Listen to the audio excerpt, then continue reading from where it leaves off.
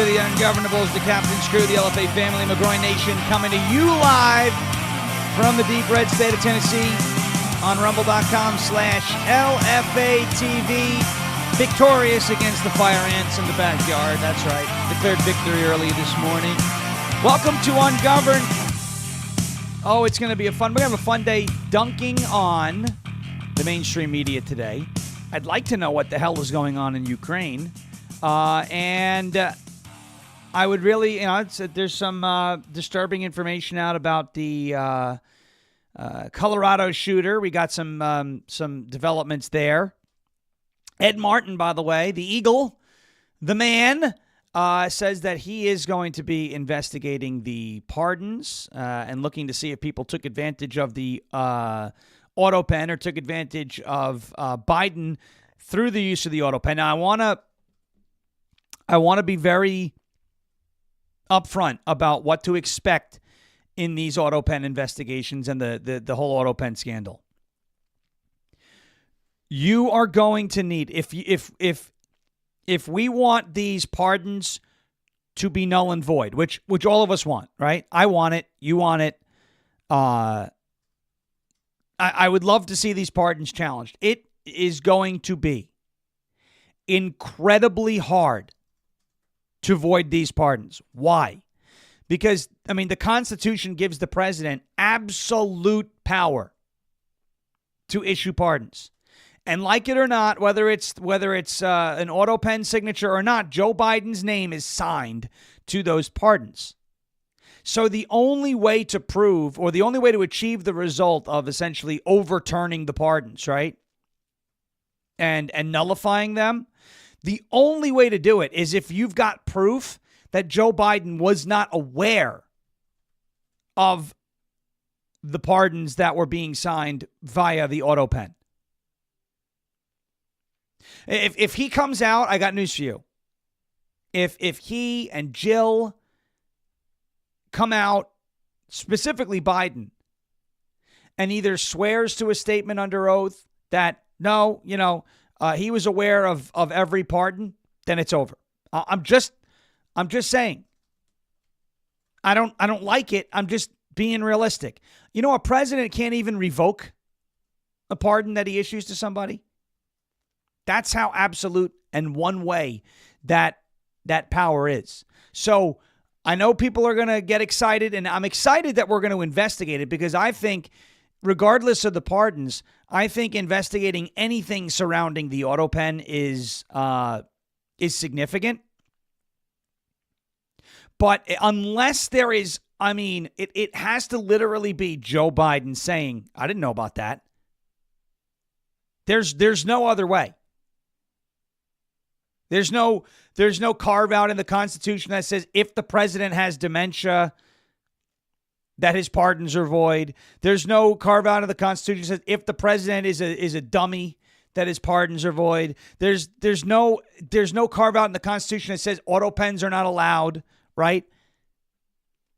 So unfortunately, the only way I think we see, and again, I'm not against investigating it because the auto pen scandal, and which ties into Joe Biden's cognitive decline, ties into the how long have they been hiding the cancer diagnosis. There is literally no way, none, to void these pardons if Joe Biden doesn't come out and say, I had no idea. It is that absolute. And Ed Martin has essentially talked about this in the past. And he's essentially said, look, I don't know if we're going to be able to overturn these things. But if it can be proven that Joe Biden did not know, you could overturn them. Other than that, those pardons are sticking around. I don't like that, but they're sticking around. It's unfortunate. Now, I think it's arguably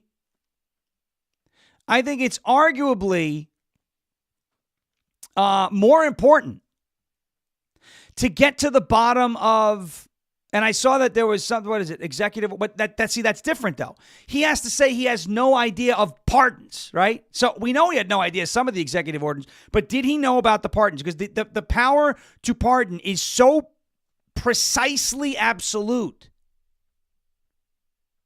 right? That he could say to Mike Johnson, well, I didn't know about that executive order, which we have Mike Johnson saying he said. We don't have Joe Biden saying it. So that's a little different. But you need like, this is in order to attain a quote unquote conviction, right? In order to prove, you need Joe Biden or somebody who is like his legal, like, power of attorney. Like, you need somebody to actually, you need him, not Mike Johnson, not a reporter, and you need Joe Biden to say, I had no idea.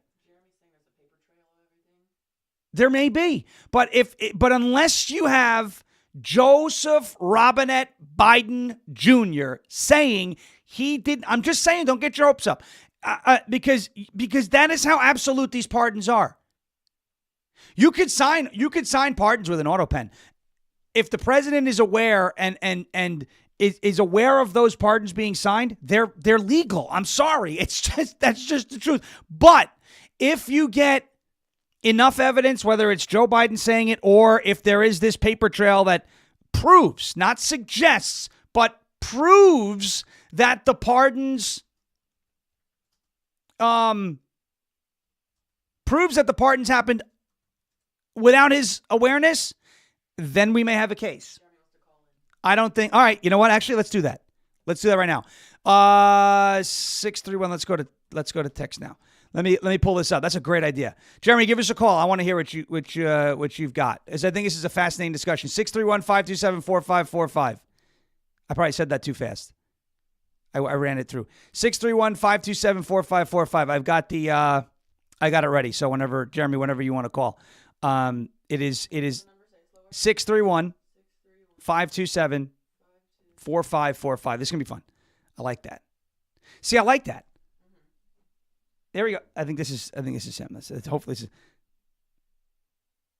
Let's see. It's connecting right now. Hold on. Is this better be Jeremy and not? This better be Jeremy, and not someone else calling. No, it's me. I heard the number. I called right in. I had to. Sweet. What's up? So let's break this down. So in the presidency, obviously there's private discussions that are had in the presidency that nobody knows about, right? Clearly. Right. I actually heard about one the other day involving a friend of ours that nobody in the world knows about. They will once I can talk about it, but I can't right now. So there's clearly private conversations that happen. But when you get to a point in the presidency where you are signing executive orders, when you're signing legislation into law, when you're signing a bill that's on your desk, or exclusively when you pardon somebody, there has to be some kind of a recording, some kind of a paper trail, some kind of a conversation that happened. If it didn't happen, just Joe Biden walking into a room and go, oh, I think you should pardon this person. And then with a pardon, you just don't get to blanket pardon in private. There has to be some kind of, how do I want to say it? I don't want to say the word paper trail. There's got to be some kind of record that Joe Biden was, A, considering it. Somebody brought this to him for consideration. And that, B, he implemented his ability to pardon somebody either by himself in front of a camera or telling somebody they had the right. He can't just say you can pardon whoever you want and give the blanket pardon power to the auto pen person. He has to do it case by case. And in a case by case basis, there's going to be some kind of evidence leading up to the decision of that pardon. It's just not like, oh, Joe Biden pardoned this person today, and that's the end of the story. But didn't Donald Trump blanket pardon the J6ers through executive order? Like, he signed an executive order, and it resulted in because all those pardons. That's pertaining to a specific case, right? That I know they have individual cases, but it's pertaining to a specific thing that happened that all these people were charged under.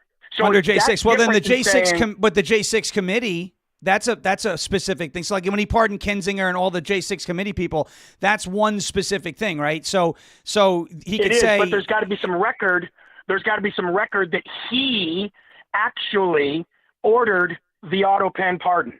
There can't just be, I'm giving you blanket authority to pardon everybody. So with Trump, let's talk about he pardoned everybody, right? With J6, yeah. I think he talked about pardoning them for what, 2 years? talked about pardoning them for 2 years. He mentioned pardoning J6. He never mentioned all of them, but he mentioned that they would be pardoned. Right. Yes. Right. So he mentioned it for 2 years. There's plenty of record, plenty of cabinet discussions, internal discussions. There's lawyers that were talking about it. There's plenty of proof and evidence that discussion was being had, that they were leading up to doing that. Everybody knew they were going to do it. The mainstream media knew they were going to do it. Donald Trump said that he wanted to do it. The thing with the Biden pardons is that Biden was actually out there saying he wouldn't pardon people for stuff. Well, he wouldn't pardon. He said he wouldn't. Sixers. He said he wouldn't pardon Hunter, but I remember towards like the last few weeks of the presidency, there was a lot of reporting that suggested he was going to pardon Fauci and Kinzinger, and he did it at the 11th hour.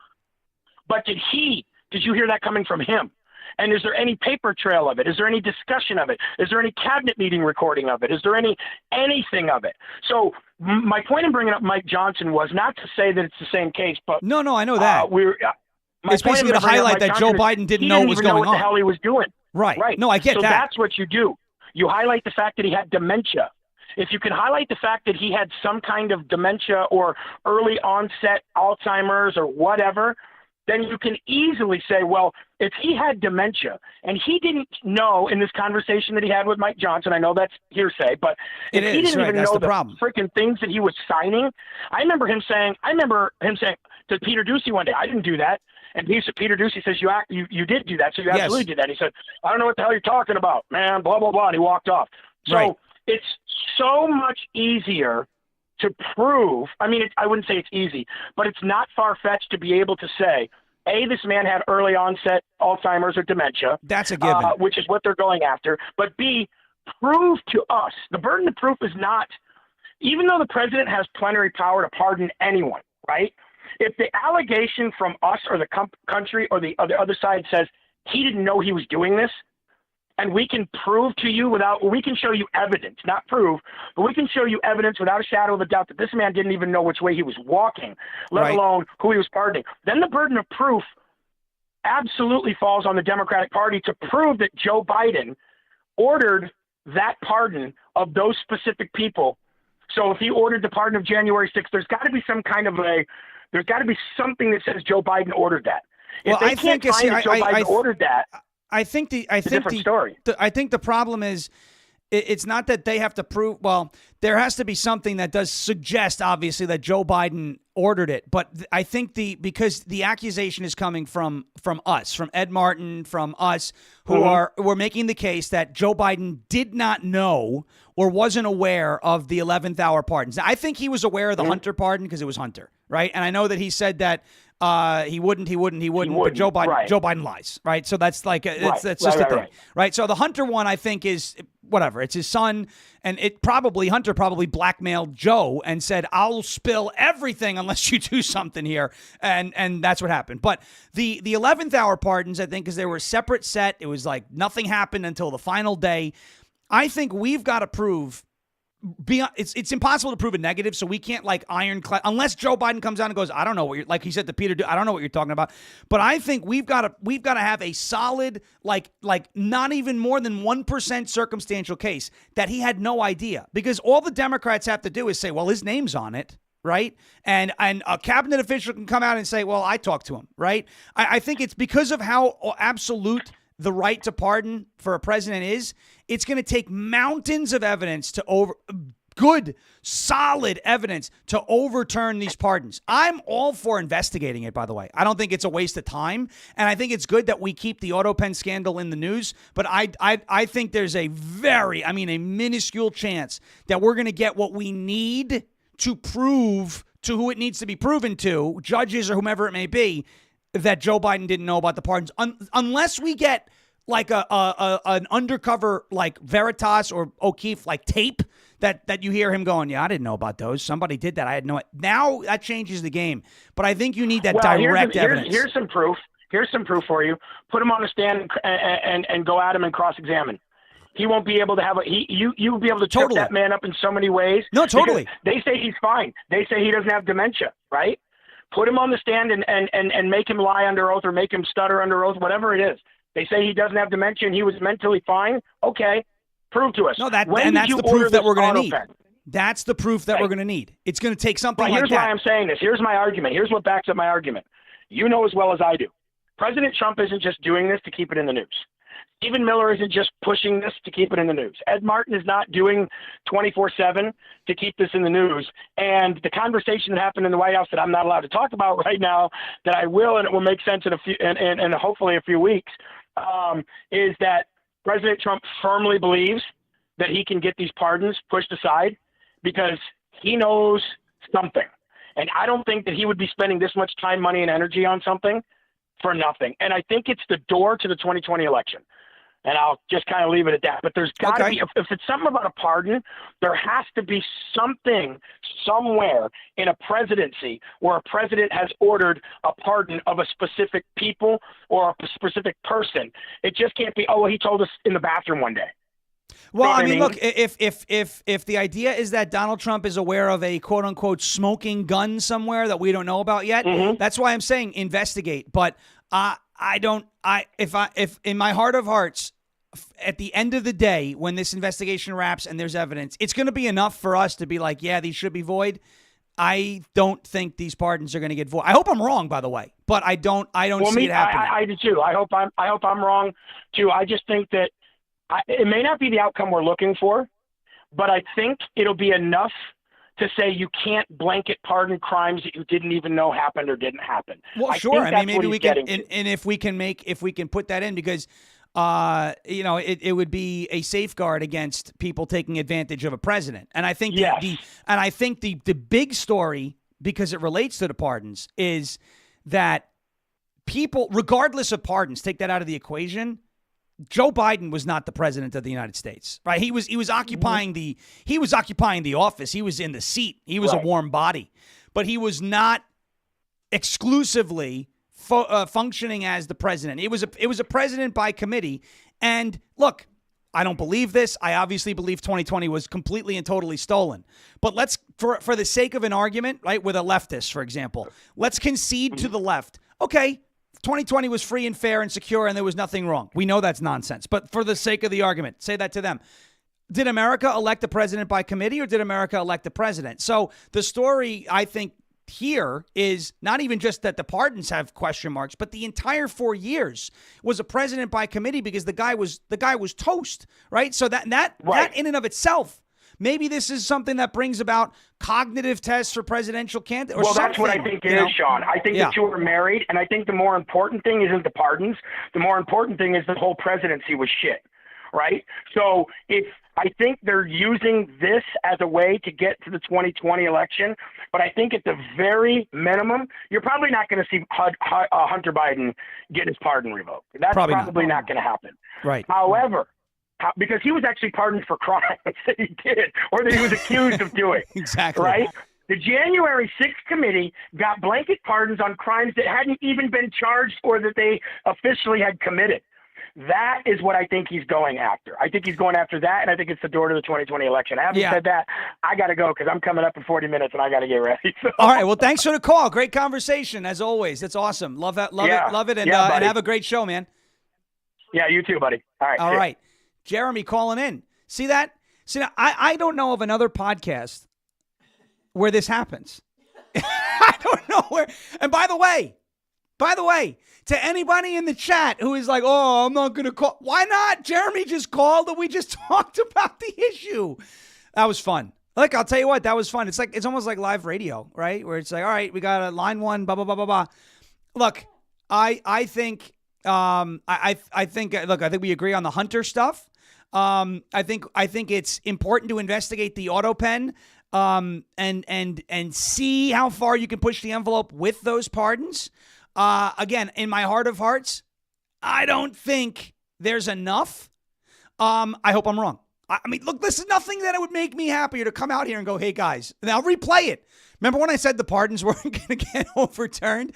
Well, they got overturned today. I'm happy I'm wrong. Everybody call in and crap on me for being wrong about this, right? Because that would mean we get to go after Fauci and Adam Kinzinger and all these, these idiots that are out there. So I'm all about it. I'm all about it. First of all, I'm definitely all about investigating the pardons for sure. There's, I'm obviously fine with investigating the pardons. I also love looking into the whole auto pen thing. What happened while Joe Biden was president, and why was he serving as a president by committee instead of serving as the president of the United States? Is that what, quote unquote, 2020 election people voted for? We know what happened in 2020, all right? But for the sake of an argument with a leftist, I would say, all right, listen, I will concede for the sake of the argument because I want to hear how they defend it. Okay, let's say 2020 was free and fair, right? Let's say 2020 was free and fair.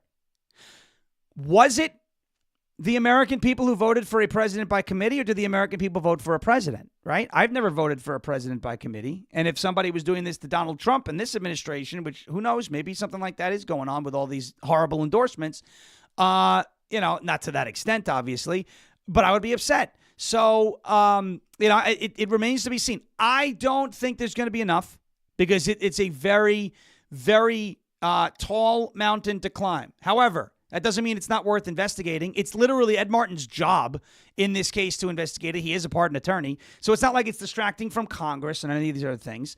He has every, and Wanda's right. We agree. We just differ on results. And again, I hope what I'm saying is incorrect. I hope we find out, we found enough evidence. These pardons are void. And you try it in court and they get overturned.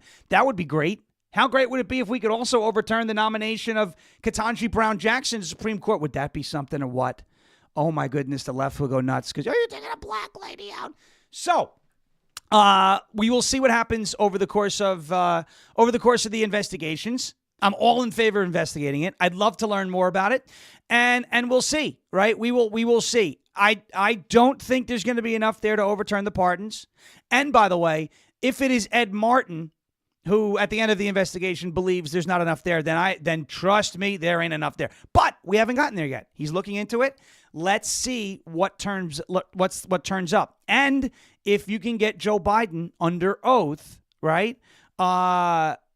Being asked about, did you know about this? Did you know about that? Did you know about this? Did you know about that? Yes, then that may be some of the proof that we need. Or does he slip up and say, no, I had no idea about that? Does he have a bone to pick with people? Is Donald Trump maybe when he defended, quote unquote, Biden last week and said this guy had no idea what he was doing? He's not about open borders. Was he extending an olive branch, being like, hey, Joe, spill the tea, type of deal? We'll see. Fascinating, absolutely fascinating to see how this is going to unravel and unfold. Again, I don't think there's going to be enough because it requires a lot of very concrete, direct evidence. But does the evidence exist? Maybe somebody knows something. It always could exist. Go ahead and try and uncover it if it's there. And I believe Ed Martin is the right man for the job to do that. So we'll go ahead and see. All right, I want to talk to you about our friends over at OFP Farms. It's OFPFarms.com, OFPFarms.com. Saddle up for Father's Day over at OFP Farms. They've got big news, hot off the farm press. OFP Farms is dishing out a barn load of gift sets to make your dad, your papa, your husband, your son, your best uncle, or that special father figure in your life feel like a king this Father's Day. Choose from the fabulous lineup of beard and bath sets, soap boxes, wellness bundles, and more. Listen, you can deliver this beautiful bar of Outlaw soap with Donald Trump's mugshot on it, and you can say, yo, Dad, when you use this, it'll leave you smelling like a felon. OFPFarms.com. OFPFarms.com. Round up your orders today. Time is ticking to get these goodies shipped out to your father in time for Father's Day. And while we loved the Pony Express back in the day, now we have to trust the good old USPS to deliver the goods. Guess what? You can lasso a 20% discount on everything on the website, Shopping for Dad. Go to OFPFarms.com. Use the promo code Sean. It's SHAWN. You see it on your screen for 20% off. It's OFPFarms.com. Promo code Sean, SHAWN. OFP Oscar Foxtrot Papa Farms.com. Promo code Sean, SHAWN. OFPFarms.com. Promo code Sean for 20% off.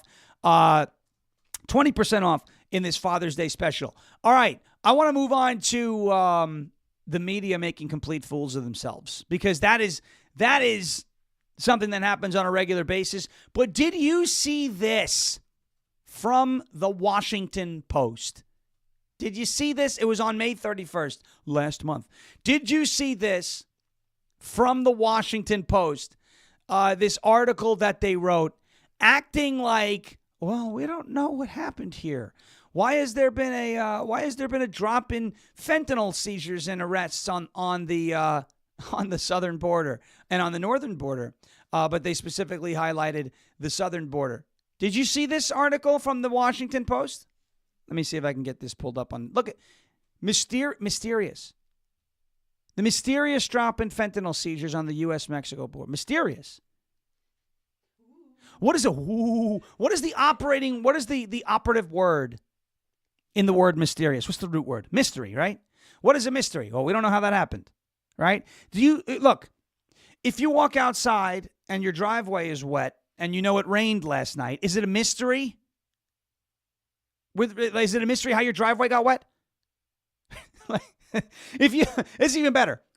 Screw the driveway. If you know it's raining and you walk outside, get the mail, and walk back inside and you're wet, is it a mystery how you got wet? I'm asking the Washington Post because the Washington Post, clearly, this is what happens to them. The Washington Post knows it's raining outside. They walk outside to go get the mail. They come back in. They're soaking wet. And they're like, well, it's a mystery how we got wet.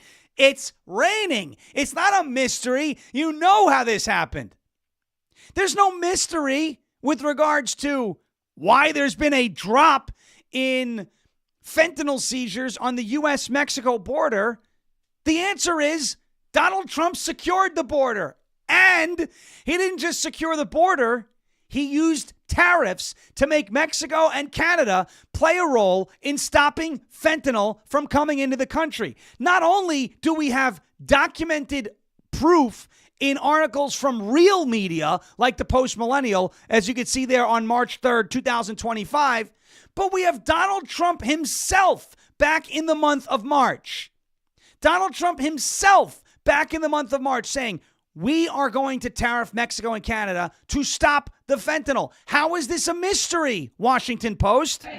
On the tariffs, is there any room left for Canada and Mexico to make a deal before midnight? And should we expect those Chinese tariffs, the extra 10%, to take No effect? room left for Mexico or for Canada. No, the tariffs, they're all set. They go into effect tomorrow. Mr. President, just to follow up on my colleague's question. And just so you understand, vast amounts of fentanyl have poured into our country from Mexico. And as you know, also from China, where it goes to Mexico and goes to Canada. And China also had an additional 10, so it's 10 plus 10. And it comes in from Canada and it comes in from Mexico. And that's a very important thing to say. Yeah, please, go ahead. And that's why Donald Trump was putting those tariffs on Mexico and on Canada to stop the flow of fentanyl. So you have Donald Trump saying, we're putting tariffs on Mexico and Canada to stop the flow of fentanyl. There's nothing they can do to stop those tariffs. They have to play a role in stopping the fentanyl. But we still have the Washington Post saying it's a mystery how the fentanyl stopped. The president of the United States told you what he was doing. It's not a mystery. Just give credit to Trump. These people are so infected with TDS, that this is what you get. That Donald Trump says he's doing something to achieve the result of slowing the flow of fentanyl. He does the thing. The fentanyl flow on the Mexico-U.S. border slows, and the media is like, wow, we don't know how that happened. What do you mean you don't know how that happened? He told you how he was going to make it happen. You don't hate these people enough. You don't hate these people enough. Unbelievable. I mean, is there... And you know what's funny about that? We, on this show, talked about this story right here because it was right before Liberation Day, a month before. I dug this clip out from my folder with all the headlines that I have sitting in it. That's how confident I knew that we even talked about it. And the Washington Post wants to admit that say that it's a mystery. A mystery. Like they can't. Woo. Wow. I don't know how I got wet, even though I walked out in the middle of a monsoon. Are you kidding me? Are you kidding me? This is the type of stuff that drives me crazy because it's not a mystery. But they don't want to give credit to Donald Trump. They don't want to admit two things. They don't want to admit that Donald Trump did something right to stop the flow of fentanyl. And they also don't want to admit that the tariffs are working. That's what this is all about. And on both fronts, they get demolished on this point. It is not a mystery with regards to the drop in fentanyl seizures on the U.S.-Mexico border, Washington Post morons. It's not a mystery. They don't want to give credit to Trump on both fronts. They don't want to give credit to Trump on the front of him achieving a positive result for the country related to the border. That's number one. And number two, they definitely don't want to admit that Donald Trump's use of tariffs has resulted in the drop in fentanyl seizures on the U.S.-Mexico border. They don't want to do it because they have Trump derangement syndrome, and maintaining their TDS and maintaining their rabid anti-Trump bias is more important to them than actually telling the truth. It's not a mystery. Just like if you know it's raining outside, you walk outside to get the mail, come back in, and you're wet. It's not a mystery how you got wet. It's raining. You walked out in the rain, you got wet. Duh. There's no, you don't need Sherlock Holmes to come in there and go, well, I wonder how this happened. No, you don't have to wonder. You walked out in the rainstorm. You're going to get wet. Trump said he was going to do something, leveraging tariffs to stop the flow of fentanyl into our country. He announced it. He did that thing. Fentanyl stopped. It's not a mystery. It's not a mystery. Oh, man. It just, that kind of stuff makes me so mad. Because, yes, I know that, the media lies. I'm not surprised. I'm not like, oh, I expected more from the Washington Post. I did not expect more from the Washington. But they still do it, and it still makes me mad. Just because I know it's coming doesn't make it easy. It doesn't make it any easier when they do crap like this. Whether it's, and it's the same Washington Post, by the way. The same Washington Post, by the way, who referred to Abu Bakr al-Baghdadi, right? As he was an austere religious scholar. He was the founder of ISIS. What are you talking about austere? Yeah, we know about what religion he was scholarly about. The one with the jihad in their book. Come on. And like I said, I do not expect anything more from the Washington Post. But it doesn't make it any easier to see it going, really? Mystery? Come on. Give me a break. It's unbelievable. All right. Another quick break. Let's talk about the LFA TV store, and then we'll jump into this Colorado case. Guys, here's another one. Jamie Raskin, speaking to people who shouldn't have been pardoned on the January 6th committee. Jamie Raskin. So let me ask this question in the chat before we get to the LFA TV store. What weapon of choice, right, did the Colorado Free Palestine terrorist use to commit his act of terror, which the FBI has correctly branded an act of terror? What weapon did he use? Did he use a gun? Did he use a gun? Live chat, you can answer that question when we talk about the LFA TV store. LFATV.us.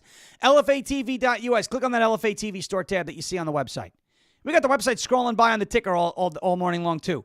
LFATV.us. Go to the website. You got a spring cleaning sale, 20% off. Sale ends June 30th. Click on the Visit the Store tab. You can copy that promo code. You can use it to get 20% off of everything on the LFA TV store. Everything. Look at this. That means 20% off of shirts, 20% off of mugs if you want to get your dad a mug and Rise Up coffee for Father's Day, 20% off of tank tops, 20% off of keychains, 20% off of winter hats if it's still cold where you're at, all right? 20% off of beach towels. Come on now. You get 20% off of everything at the LFA TV store. Spring cleaning sale right now at LFATV.us. Father's Day right around the corner. You got the Rise Up coffee. You got my favorite mugs that are over there. LFATV.us, LFATV.us, or JeremyHerald.com/store. 20% off. Spring cleaning sale. LFATV.us or JeremyHerald.com/store. Yes, look at the live chat. Look how smart. There it is. Boom. Look at the smart people in the live chat, right? Flamethrowers. Molotov cocktails. Fire. Cocktail. It was not a gun, right? It was a flame. It was a homemade flamethrower. He was sprinkling, he's shooting people with vodka, lighting them on fire. I used to, one of my favorite bug zapping techniques was the Lysol flame. That's what I was thinking about doing to the ants in the backyard. But luckily, the abamectin worked well. Abamectin, not ivermectin. I would never waste ivermectin on bugs. But you have, we have declared victory. The ants are gone. They're gone. The queen is dead. They may pop back up, but I know exactly what to do. For those of you dealing with fire ant problem, go ahead and dig into the colony, find the larva, and then drop the And then drop the... Well, somebody on X told me, you should pour molten lava down. I said, where the hell am I going to get that? How does one just acquire molten lava? But Taco Bell. Speaking of lava, Mount Etna, the volcano out there in Sicily, is erupting. It looks like Chris Christie's ass after Taco Bell. But that's another thing. No. You dig a hole, find the larva chambers, drop the abamectin pellets in, and it slowly kills the colony. Queen's dead, ants are gone. Folks, it was a flamethrower. It was fire. It was not a gun. That did not stop this idiot, Jamie Raskin, from arguing that this is a case for gun control. Gun control. Okay, I've got a couple of clips that I want to play for you. First, and this again, it goes right hand in hand with what the Washington Post did regarding fentanyl on the border and how everybody is talking about this Colorado terror case, which, by the way, Andrew McCabe, the former deputy director at the FBI in Trump 1.0, Andrew McCabe said, well, you don't know that this is terrorism. The guy screamed free Palestine, screamed end Zionists, and lit Jews on fire. If that is not... wait. I'm sorry. Andrew McCabe, that's right. School board parents are terrorists, but a guy who screams free Palestine, end Zionists, and lights Jews on fire, that's not... We don't know if that's terror. Give me a break. Give me a break. This is why Dan Bongino said we are the Federal Bureau of Investigation, not the Federal Bureau of Word Games yesterday. He said that on X, talking about this case. But here we go. This is Jamie Raskin talking about how this is, this type of case just shows you why gun control is important. Stepping on a rake. Watch this. Across the country, we are still in the midst of a gun violence epidemic. So we need to be acting with due concern for human life. This is why, of course, we have been fighting for a universal violent criminal background check. We are for a ban on military-style assault weapons in the country. Our lax gun laws are a danger to everybody in America, and that's something that we can act with some legislative determination to turn around. But people have got to lead their lives, and people need to act with courage, but it is the responsibility of government to try to keep everybody safe from random arbitrary violence and bigotry and hate-motivated crimes. I want to break down what he said there, because he said it is the responsibility of government to help keep everybody safe, right? And let me tell you what he means by that, right? He means no guns for you, only guns for the government, right? No guns for you, only guns for the government, and massive surveillance. So if we see you step out of line a little bit, we crack down, you go to jail, and in the name of public safety, the government does its job. That's what Jamie Raskin wants, okay? That's what that means, just to let you know. Number two, the government is not good at doing any job, okay? And when the government can't do the job correctly, what do I say, right? If you want a job done right, do it yourself. How about we carry guns, and if someone tries to light me on fire, I shoot him instead of calling the police saying, help, somebody's trying to light me on fire. I can just take care of it right away. If I see some guy screaming about, we have to end Zionism, and he's got a spray bottle of vodka and a lighter, I'm going to shoot him if he tries to light me on fire. Period. How about that? That sounds like a better solution. Plus, it frees up resources for the government. Everybody wins. No, government doesn't win because they want us disarmed. That's what that's about. But this has nothing to do with gun control. Nothing. There were no guns used in this incident whatsoever. To the point where, actually, gun laws prevented this guy from getting a gun. Watch this. Mr. Solomon stated that he had been planning this attack for a year. And he acted because he hated what he called the Zionist group. But what the charges allege that he did was to throw Molotov cocktails at a group of men and women, some of them in their late 80s, burning them as they peacefully walked on a Sunday to draw attention to Israeli hostages held in Gaza. And when he was interviewed about the attack, he said he wanted them all to die. He had no regrets, and he would go back and do it again. He said that he had previously tried to purchase a firearm, but resorted to the Molotov cocktails when he could not purchase a gun because he was not a legal citizen. Okay. All right. So, Jamie Raskin was arguing we need more laws, we need more gun control, we need more law. The laws that we already have that prevents non-citizens illegally present in the United States from buying a firearm worked. Why do we need new laws? Why does Jamie Raskin want new laws? Because Jamie Raskin wants to take your guns away to give government more power and more influence over you. It has nothing to do with keeping you safe and everything to do with keeping Jamie Raskin's cling to power safe. You get it? Everything to do with that. It's like, and to hear him trying to, it's like the climate change people, you know? Which, by the way, if you're not following the meteorologist on X, Chris Martz, he's a newly degreed meteorologist. He just likes to kick the hornet's nest, the climate change cult. You know what they like to say with climate change, right? Warmer water means stronger storms. Well, it's like saying, if I have sugar, I can bake a cake because cakes are sweet. You cannot just use sugar and put a tray full of sugar in the oven and get a cake. What you're going to get is a fire. Okay? Climate change cultists, they go like this. They say warmer water equals stronger storms. Therefore, all these strong storms are a result of warmer water, and the warmer water is a result of climate change. No. Wrong. Incorrect. Okay? What Chris Martz pointed that out on X, and it is painfully obvious that's what they do. So anytime if there's a tornado, right, a strong storm that comes by, climate change, everything is climate change. Jamie Raskin, everything is gun control. Everything is not gun control.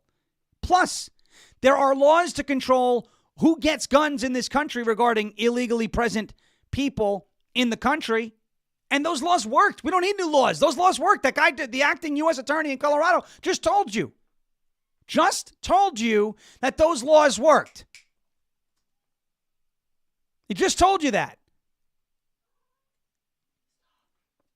So, it's not about gun control. You can't just blame every incident on gun control. You can't just blame every incident on climate change.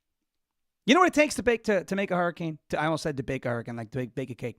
Not only do you need warm water, you need a low pressure system. You need an environment where there's not a lot of wind shear, which is winds changing direction the higher you go up in the atmosphere. Right? I mean, you need very warm water for an extended period of time. You need intense convection. I mean, you need a lot. You need convective rates that are far above the norm, right? Of just a regular thunderstorm. I mean, you need a lot. You don't just need, but these people go, well, warmer water, stronger storms. Wrong. Well, we have all this violence. We need less guns. Wrong again. You know what a gun-free... Bad Moon said this in the chat before. You know what a gun-free zone is? A terrorist playground. They know that you walk into a gun-free zone, that means there's what? No guns. Which means the people that you're planning on attacking are probably not armed. Which is the path of least resistance. We were talking to somebody over the weekend at that event, right? That American Dream Conference, Carol Swain, which was a lot of fun. And he was over at the school across the street from the Covenant School that that wacko transgender shooter went off at a couple of years ago. And that school that this gentleman was at was protected by armed security. The Covenant wasn't. When you have somebody who's getting ready to commit an act of violence, an act of terror, whatever it may be, and they see a soft target, like an area where guns are not allowed, where people are not allowed to carry guns, that's how they're looking at it. They're looking at it like a soft target. They're looking at it like the path of least resistance. They're looking at it as the path of the most likely success. You have to put your mind or yourself in the minds of these awful people, which is not a place I like to be. But you got to think like them in order to stop them, right? Like they always say, it takes a thief to catch a thief, right? You got to think about it. If you're somebody getting ready to commit a heinous act of violence, mass shooting, terrorist attack, are you going to the place that's guarded by armed security, or are you going to the place that's not guarded by armed security? Just don't even think about murder. Think about robbing a bank. Is it easier to rob a bank when the money's just out there sitting on a table, or is it easier to rob a place that you got to break through 7 layers of a vault? Obviously, it's easier to take the money if it's just sitting there. Pick it up and go. Jamie Raskin, he knows. He's not stupid. He knows. He knows. All right.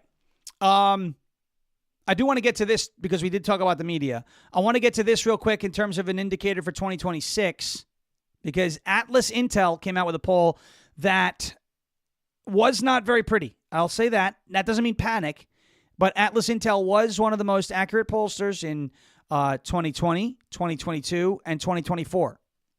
This poll had the Democrats leading the generic congressional ballot by over 9 points. This far out, the margin of error is like 8%. So it's well within the margin of error. But something to think about. But this is something to think about also. Many polls showing Republicans are winning on the issues, leading me to believe, because look, Ann Seltzer, she was accurate for a long time too, until she wasn't. Leading me to believe that Atlas got some bad data. Watch this clip. After all of the waves, Kate Baldwin, after the last few months, the first 5 months of the Donald Trump presidency, right, the first 4 months of the Donald Trump presidency, that you expect that Democrats would have this massive lead on the economy. It ain't so. It ain't so. The party that is closest to your economic views, in November of 2023, it was the Republicans by 11 points. Now it's still within that range, still within that margin of error. Plus 8-point advantage for the Republican Party. How is that possible, Democrats? How is that possible after all the recession fears, after the stock market's been doing all of this, after all the tariffs that Americans are against, and Republicans still hold an 8-point lead on the economy? Are you kidding me? If it was just this one CNN poll, that would be one thing. But take a look at Reuters Ipsos. What do we see here? Party with a better economic plan. Well, in May of 2024, just before Donald Trump was reelected president, Republicans had a 9-point advantage. Look at where we are now in May of 2025. The advantage actually went up by 3 points. Now Republicans have a 12-point advantage when it comes to the party with a better economic plan. And again, this is after months of supposed economic uncertainty in which the stock market's been going bonkers, in which the tariff wars that Americans are against have been going on. And yet, despite all of that, the Democrats are down by 12 points on the economy. This speaks to Democratic problems on the economy better than basically anything that you could possibly look at. The Republicans still hold an advantage on the all-important key issue of the day, which is the party of the middle class, has been a huge advantage for Democrats. I have polling from NBC going all the way back since 1989 when Democrats had a 23-point advantage. 2016, a 17-point advantage. But by this decade, we already started seeing declines back in 2022 where you saw that Democrats led, but only by 4 points, well within the margin of error. And now in our latest CNN poll among registered voters, which is the party of the middle class, it is tied. This, I think, speaks to Democratic ills more than anything else. They have traditionally been the party of the middle class. No more. Donald Trump and the Republican Party have taken that mantle away, and now a key advantage for Democrats historically has gone adios amigos, and now there is no party that is the party of the middle class. Republicans have completely closed the gap, Kate. Look at that. Look at that polling, and the trend is your friend. Now, I am a little concerned about what Atlas found because they have a good track record and reputation. And, you know, I geeked out about polls. I geeked out about polls big time in the 2022 cycle and in the 2024 cycle. And I get it. Look, polls are not perfect, and a lot of them are biased. But I will say the Atlas poll was always a reliable poll. They predicted Donald Trump would win the popular vote by 2 points, and he won it by 1.5 points. They predicted that he would win, I think, 6 out of 7, or maybe all 7. They did really well in the 2024 cycle. Now, again, of course, last cycle's work does not dictate what the next cycle is going to do. Ann Seltzer used to be a respected pollster, and she blew it back in 2024 with that Iowa nonsense. I think the point that we can take from that, though, is that, and Enton stopped just short of saying, all the economic concerns. The economic concerns were bullcrap. That's the point. The other point is CNN, the mainstream media, they're losing their power because did you see what he said? Come on, Democrats. How is this possible? You know how it's possible? People aren't listening to you and your network anymore. They're watching. I watch it to get some content like that, but they're taking what you say with regards to your agenda when you spin the tariffs are going to cause a recession. Recession? What recession? I never feared a recession. You feared a recession. I never feared that we were going to enter into the next Great Depression. You did. CNN did. CBS did. NBC did. MSNBC did. The Washington Post did. The New York Times did. The Panicans did. I never feared that we were going into a recession. I told everybody what? Before Liberation Day. Might be a good day to buy. Everything's going on discount. If I thought we were going into a recession, I'd be like, hey, you know what? You should sell everything now while the getting's good because we are headed for Doomtown. Come on, right? But he's going, how is this possible, Democrats? It's because the propaganda arm of the Democrat Party, Harry, your network, MSNBC, CBS, ABC, NPR, Washington Post, all of it, right? People are not, they've lost credibility. They're not taking them seriously. So that was and he doesn't need decaf. He talks very fast. But I actually like that. But yes, that is, look, significance there. I have not seen any polling, like issues polls, that would lead me to believe that Democrats are leading the congressional ballot by 9 points. I don't know. Atlas is defending their work as they should. It's their work. But I don't know. All right. Remember yesterday we talked about this FBI case where they were hiding information. Gateway Pundit has picked it up. Margot Cleveland wrote a nice write-up on the Federalist about this. I would suggest reading this piece and reading that piece over on the Federalist from Margot Cleveland, because Margot Cleveland is a very talented, very reputable reporter. She is somebody who did unbelievable reporting during the Spygate years and now has uncovered this special coding. So we mentioned this yesterday. Here's a little bit of a summed up point of what we said yesterday. And again, I'm just bringing this up to show you this is what the FBI is dealing with, right? So when everyone starts getting impatient with Kash Patel and with Dan Bongino and where are the arrests and how come we don't have all this info, some of the info has been extensively and it looks like purposefully hidden. The FBI and Mueller's team hid Russiagate documents with a special coding in the FBI's case management database. We talked about that yesterday. Prohibited access. Senior DOJ officials reportedly did not know that FBI agents and members of special counsel Robert Mueller's team used a prohibited access code to make Russian collusion documents invisible. This way, Mueller's dirty Democrat lawyers could hide exculpatory evidence. Recall that General Flynn was forced into a guilty plea of one count of false statements after partisan prosecutors tricked him and withheld Brady material. That's the material that is exculpatory. Margot Cleveland in the Federalist says the following.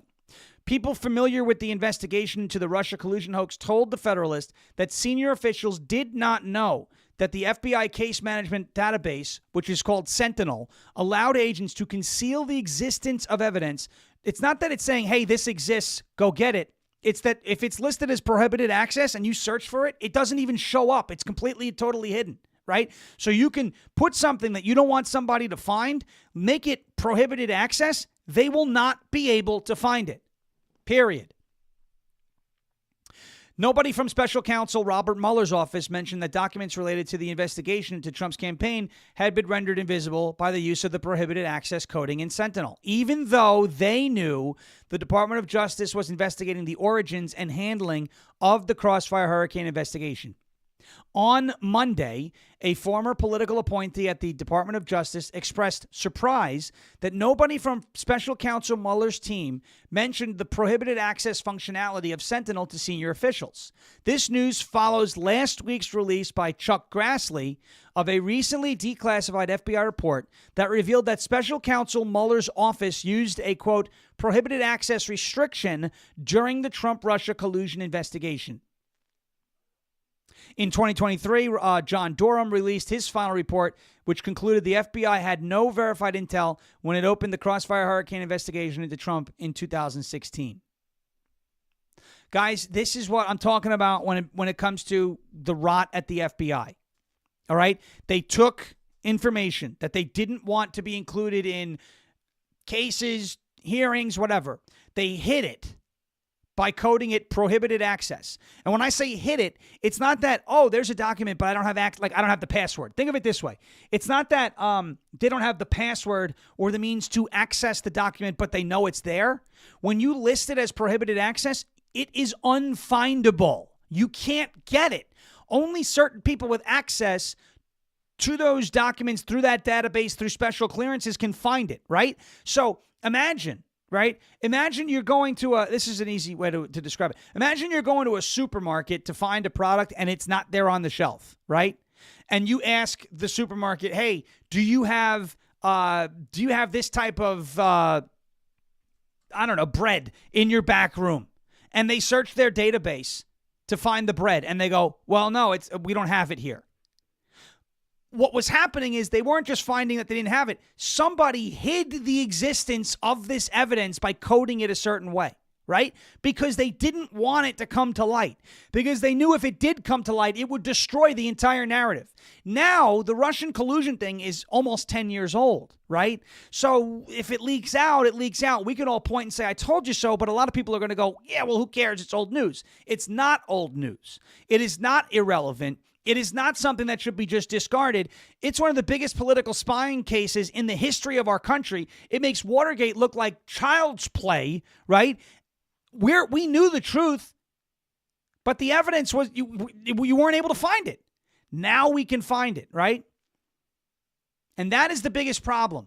That is the biggest problem that we have with the FBI right now. These trapdoors, as Bongino referred to it, these hidden rooms, not knowing who you can trust. I mean, think about it. It took decades to get the FBI where it is now. It's going to take more than a couple months to clean it. I think Joe Spag made the analogy yesterday. Hey, you move into a house that's been trashed for 30 years. Good luck getting that thing pristine in 2 months. It's not going to happen. And that's a house where you have, control and domain over the whole thing.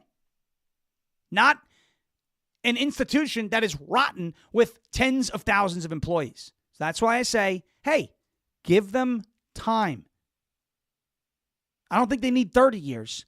They need a little bit more than 2.5 months. All right, ladies and gentlemen, thank you so much for watching and listening. Thank you to Jeremy for calling in, talking pardons. We'll be back here tomorrow, same time, same place, rumble.com/LFA TV at 10 a.m. Eastern Time.